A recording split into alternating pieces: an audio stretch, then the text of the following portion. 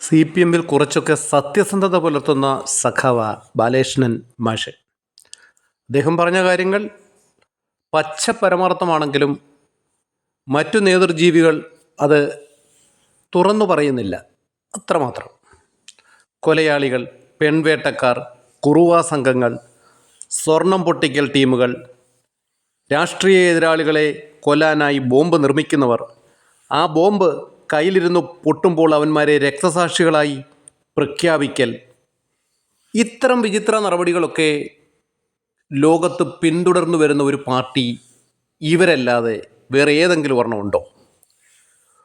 ഉടുതുണിക്കും മറുതുണിയില്ലാതെ തേണ്ടിത്തിരിഞ്ഞ് വായിലൂടെ തൂറിക്കൊണ്ടിരുന്നവനൊക്കെ ഇന്ന് ശതകോടീശ്വരന്മാരാ. എവിടെ കാണാൻ പറ്റും ഈ വിചിത്ര സംഭവങ്ങൾ? അതാ പറയുന്നത് രമണ, ഈ പാർട്ടിയെക്കുറിച്ച് നിങ്ങൾക്ക് ഒരു ചുക്കും അറിയില്ല എന്ന്.